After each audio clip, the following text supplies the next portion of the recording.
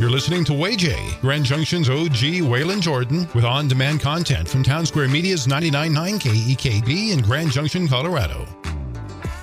You're listening to WayJ, Grand Junction's OG Waylon Jordan, with on-demand content from Town Square Media's 99.9 KEKB in Grand Junction, Colorado.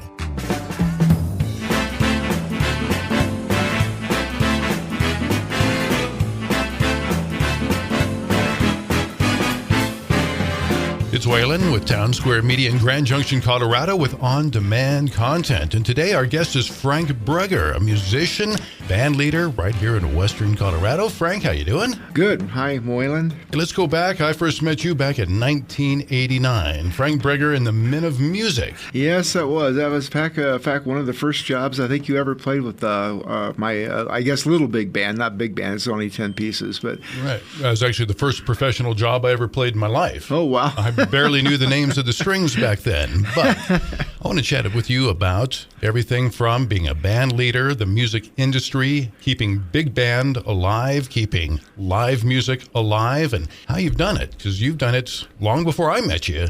And I've known you for 30-some-odd years, and there's nothing easy about what you're doing. So let's kind of start from the beginning. When I first met you in '89, Frank Bregar and the Men of Music, you'd been in Grand Junction how long? Probably at that time, I'm thinking maybe 3 years, because I didn't do much of any music at all my first 3 years there at all. The Men of Music, did it exist somewhere before Grand Junction? Yes, it did. In fact, that was the band that I started in Pueblo, I think around 1972. 1972. Why a big band? Well, a lot of my friends were music teachers anyway, and so I first started teaching in Fowler, Colorado.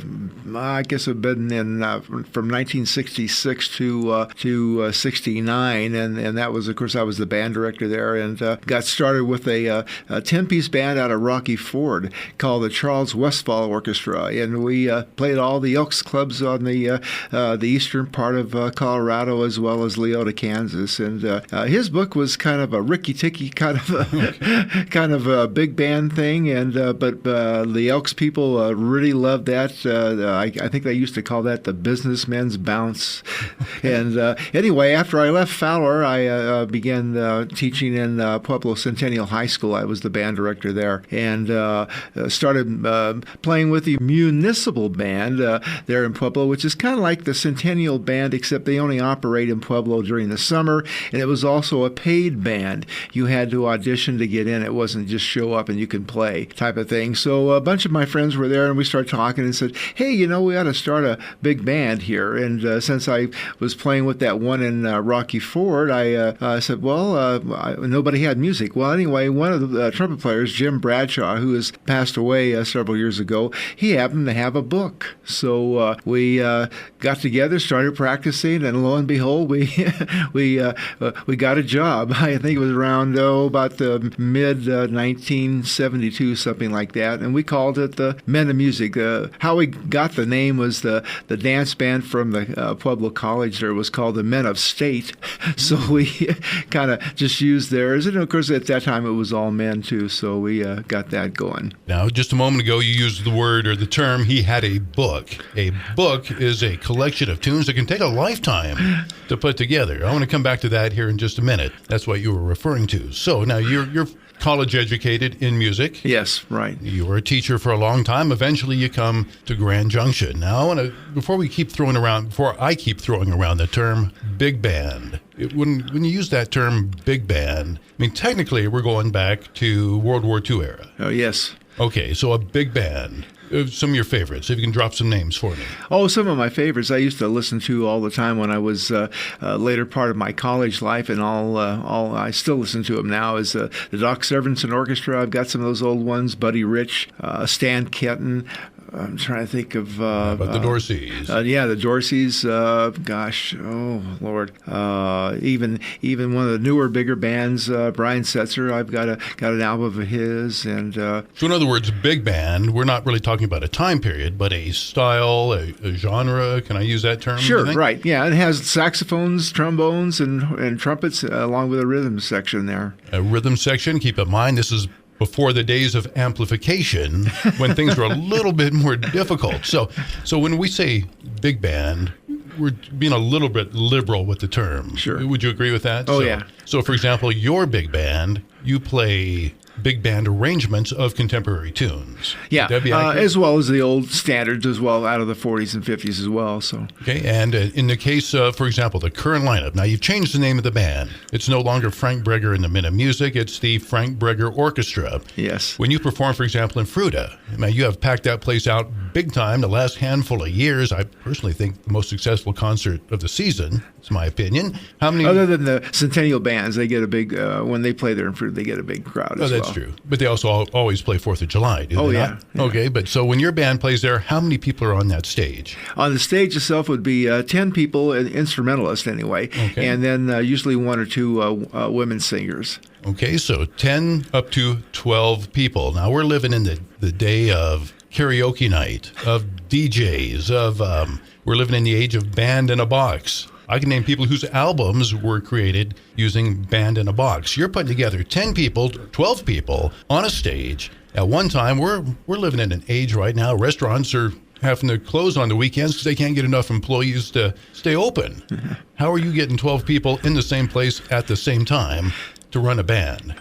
Sometimes that's not as easy as it sounds. I know a lot more than 12 musicians in town, and also a couple singers. But it's you first. I first of all have to get a date for a gig. Then from the date, I say, well, I'll even tell the contractor that I cannot commit until I make sure I get some of the most important people out of my 10-piece band available. So then I send out a text and some emails to band members, and we'll see who can and who cannot make it. And most of the time, most of my band members can make it, and I may have to get a 1 or 2 subs at the most, but they all do. Then after I finally get the band pretty well organized, then I go ahead and call the contractor back and say, yeah, we can take that job that particular day. Okay, so essentially you have a stable of musicians to call upon. Oh, yes, I do, yeah. Okay, now, for example, I'm going to throw out a name. There's a call order. Would Ron Bradley be first call trumpet in this town for someone like you?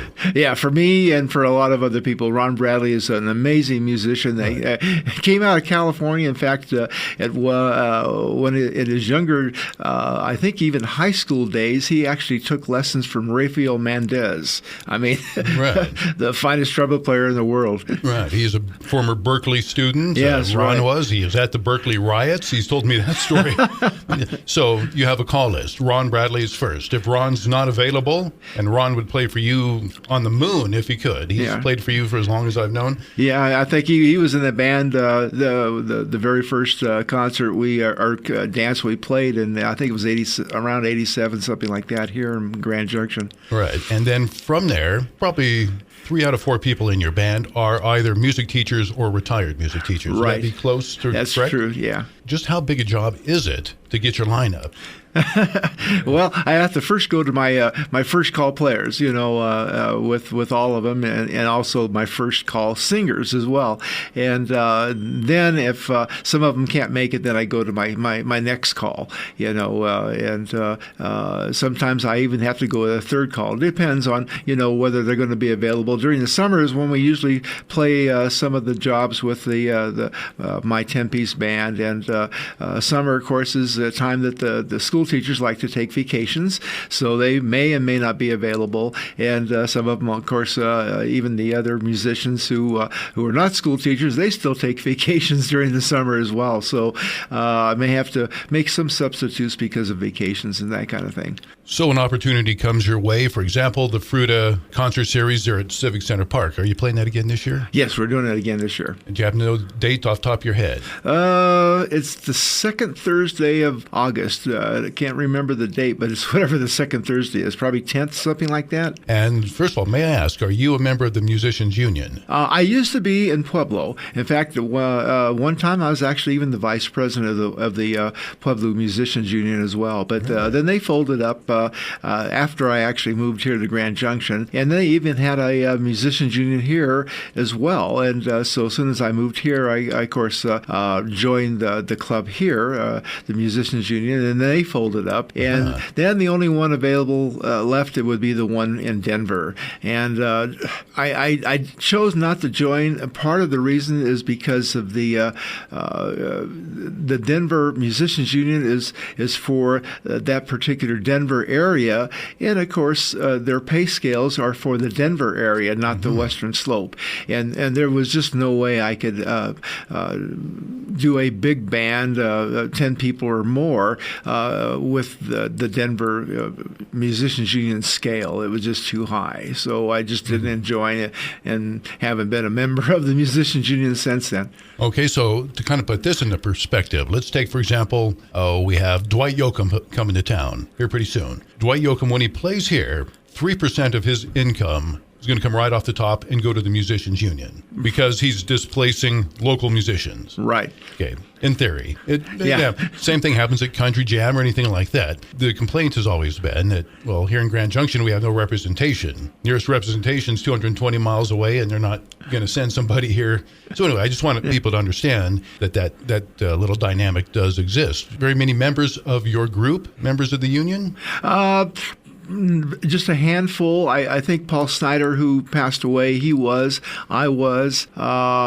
I'm sure Clark Galt was when Clark plays with me, and I'm trying to think of anybody else. That may be it, because I don't think any of the other, because even Mick and Debbie Wilson used to play with me when we first started the band, and neither one of those are members. And Ron Bradley may have been, probably in California, I expect. So the significance of that, and where I'm kind of going with that, is I'm trying to point out the magnitude of the task that you're taking on by being a band leader. So you have these great musicians. You just mentioned Clark Galt, graduated Dick Grove School of Music. Yeah. I mean, they won't even take my phone calls. They want to talk to me. That's one of the most prestigious conservatories anywhere. Yeah. And he graduated from and went on to the NORAD band, the composer arranger for the United States Air Force.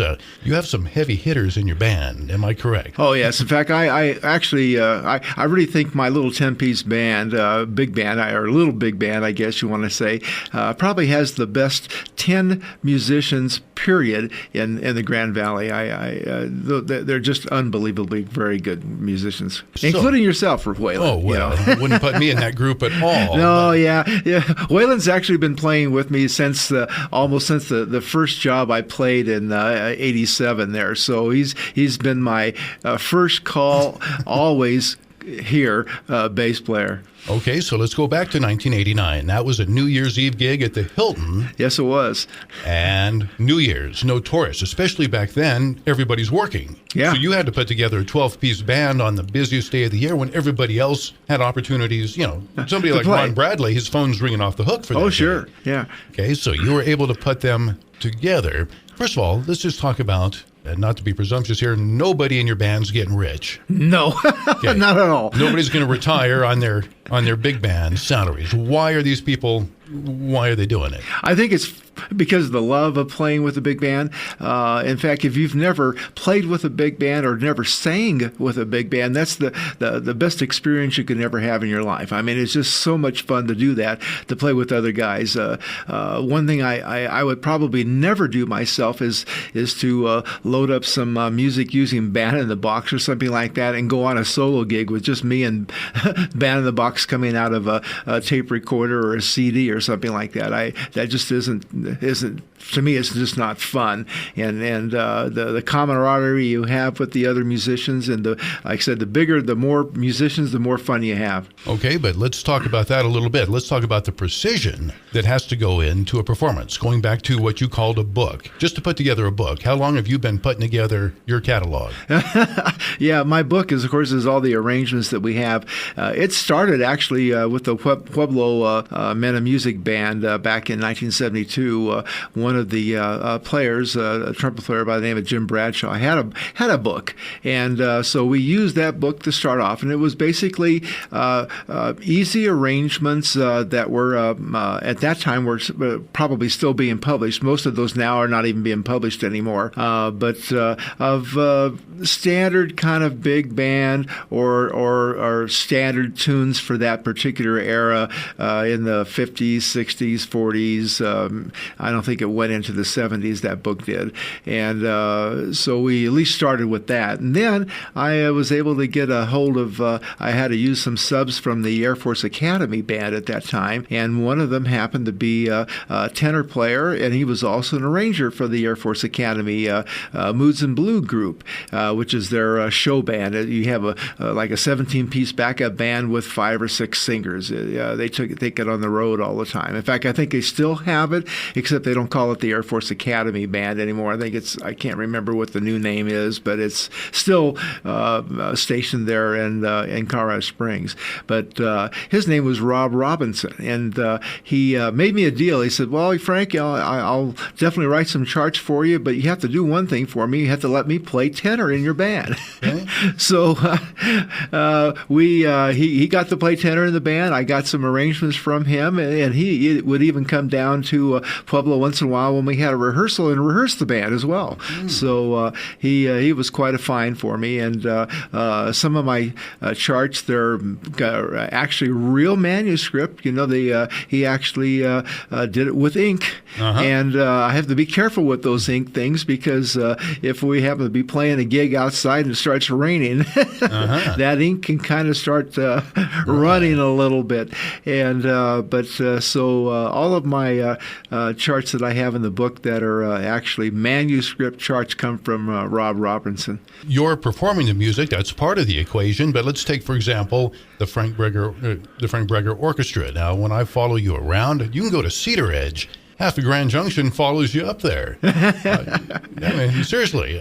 Last Halloween. They actually chartered, didn't they charter Well, vans? they got a van anyway to come up, yeah. And that was, of course, for the small band Rock and Swing. So. Okay, and who was the group that came up, though? That was the swing group here in town. Oh, yeah, the Friday Night Swing group, they after they heard us play a couple times at the farmers markets, they've become a really big fans of the band, and they always try to follow us as much as they can. And one of the coordinators of that is, of course, Brown Cycles. Yeah, Brown Cycles. Yeah, and Chris Brown. Yeah, there we go. Chris Brown is the one who volunteers his van to bring people up, and he's done that for a couple of years for that Cedar Ridge Halloween ball. Okay, but let's take the farmers market or even the Fruta concert series. When you play there, a lot of bands, a lot of great bands play the farmers market. I go and listen, and they sit in their chairs and enjoy the show. When you play there, people bring their own portable dance floors.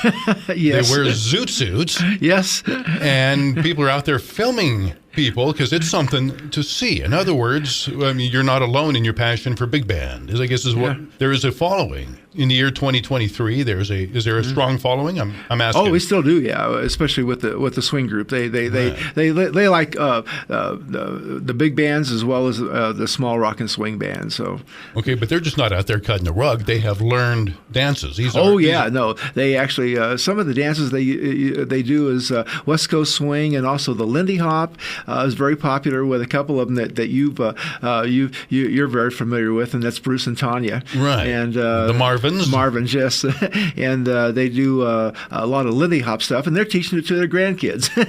And speaking of the zoot suits, that's who has the zoot suits is the 2 grandkids. So then, here's a big question for you: is big band, the style, still very much alive in 2023? It is, with some changes. I don't think any of the big bands anywhere can exist just playing the 40s and 50s tunes only.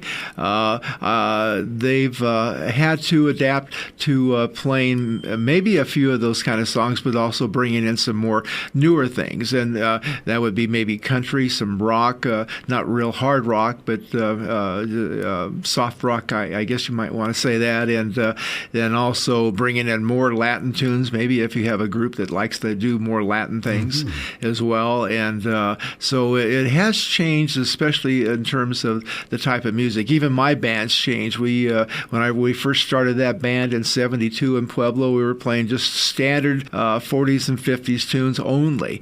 When I moved here, we started playing some of the standards 40s and 50s tunes, and then I started. We needed to start changing things and get a little bit newer. So my band today is what we play is not even close to what we used to play when I first moved here in '87. We still play a couple things like Glenn Miller's "In the Mood." I definitely do that, and we do a few other swing songs that are reminiscent of the 40s and 50s. But we also do some newer things, even to and that's because of the singers I have now. They do more blues and oriented things, or more stuff that's more current. Okay, so in your case, when I see your band, you might play String of Pearls, Woodchopper's Ball, Leapfrog, and then turn right around and do a great arrangement. I'm going to use the word arrangement of Billy Joel, Just the Way You Are.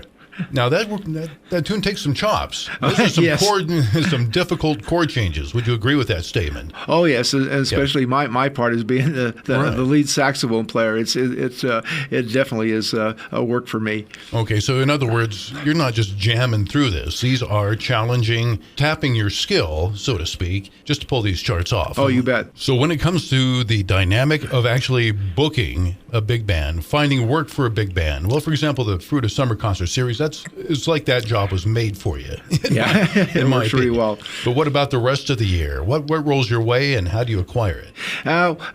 Some of it's, in fact, maybe a lot of it is word of mouth. People hear us at these different public functions, and all of a sudden they know somebody who knows somebody, and all of a sudden somebody said, "Well, hey, call Frank." So all of a sudden I get a call, and there we go. It certainly isn't where I do a lot of advertising with radio stations or television stations or the newspaper. That at all. It's more word of mouth. Or when I first came here, I did send out quite a few introductory letters to all the banks, major banks here in Grand Junction, to all the credit unions, then all to the service organizations like the Moose, the Elks, the Eagles. Then also I did the same thing with the Elks in Glenwood Springs, the Elks in Delta, Elks in Montrose. And I think we even played one time for the Elks in Aspen as well. So work comes your way. Somebody says, "Frank, I want to book you."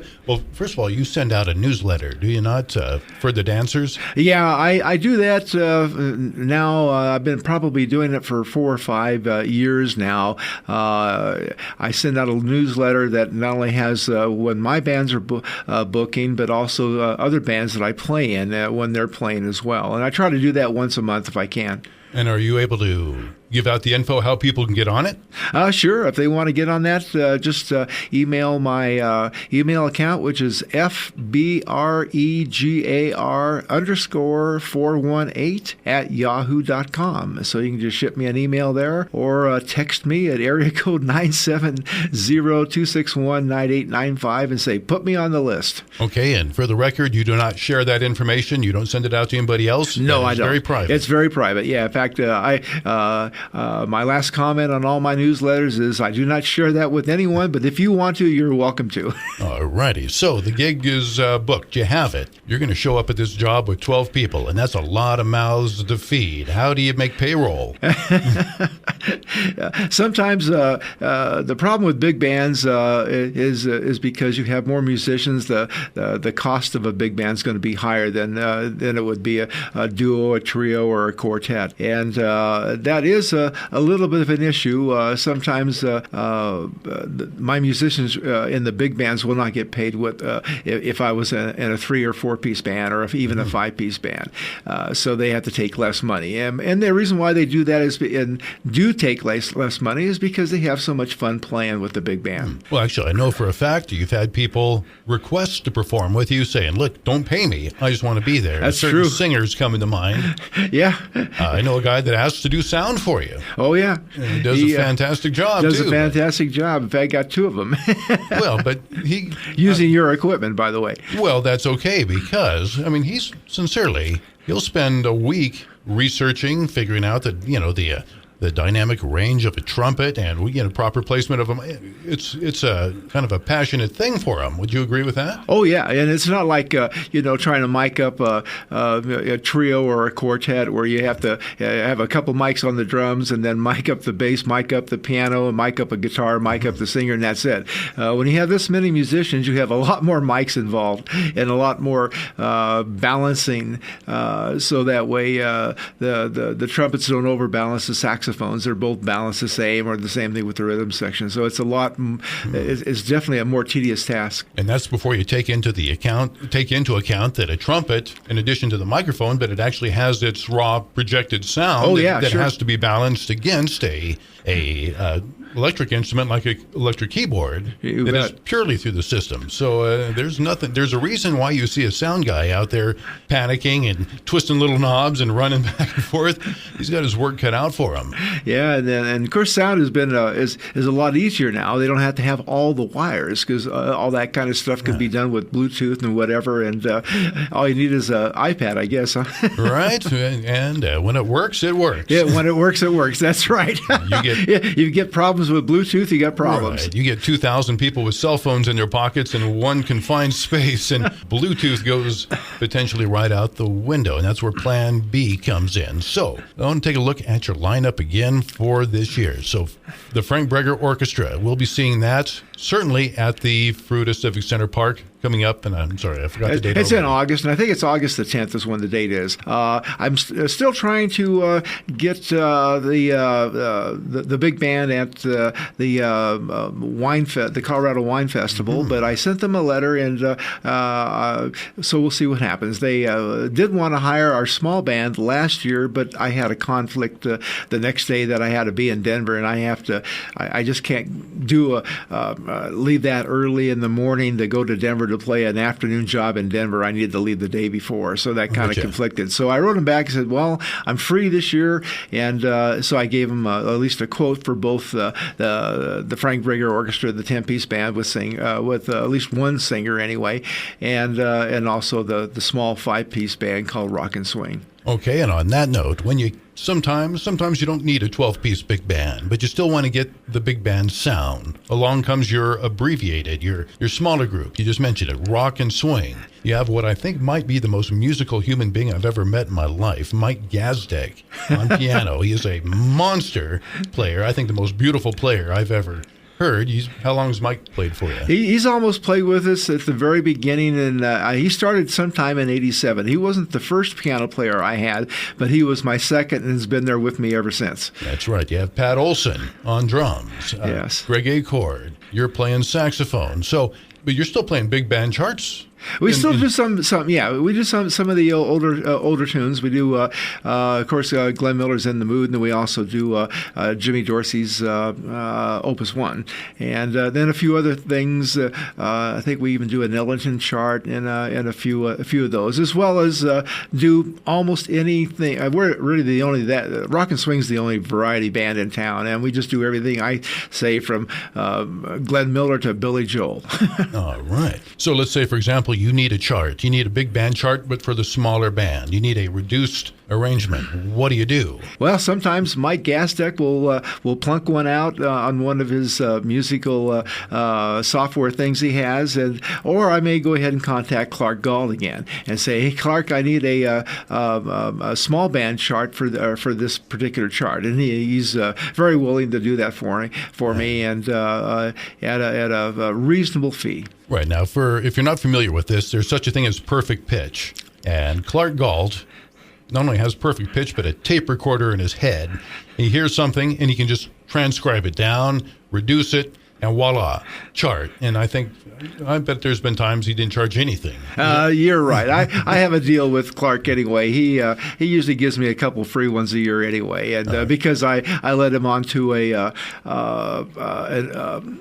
it used to be called a Yahoo group called the Big Band Charts, and it was basically for leaders of big bands that needed extra parts. They lost a part and needed some extra parts, so they that Yahoo group was started. And anyway, I led Clark into that, and from that, he's been able to do quite a bit of business. Writing charts for a lot of bands all over, not only just over the United States, but all over the world. He's because we have band leaders in that particular group that are from Germany, Russia, Right. China. Who knows? And now, not that it matters, but Clark Galt is what, 82 years old? Is he 82 now? I think 81 or 82. I'm not sure. And he's still writing charts every day. Oh, he loves that, and he writes not only charts for other people, but he writes charts for his own bands as well. So this is something. Well, Ron Bradley is 78, or is that right? None of my business. I think Ron is 79 because he's a year older than me. I'm 78. You're 78. So, in other words, this is just something you do. Yeah. You play big band music. Tell you what, I'm going to wrap it up right now, but I think everybody loves it, and I think that your orchestra has always been a standout at any event. And I keep throwing out the Fruit of Summer concert series, but I really do believe, and it's not a competition, I understand that, but I think between what you do and what the audience appreciates, I think you have the hottest concert of the year. We try to play to the audience. We really do. You're not going to hear some big band charts or some strange blues charts or whatever that you probably never heard before. Almost everything, both of my bands, the Frank Bregar Orchestra, the 10-piece band, or Rock and Swing, the 5-piece band, you're going to recognize almost every single song we play. All right, we are speaking with Frank Bregar. You've seen him 100 times here in the Valley, been around quite a while now with the Frank Bregar Orchestra and Rock and Swing. So, Frank, appreciate your time. Thanks very much. Thank you. This is on-demand content here at Town Square Media in Grand Junction, Colorado. Thank you for listening. I'm Waylon Jordan with 99.9 KEKB.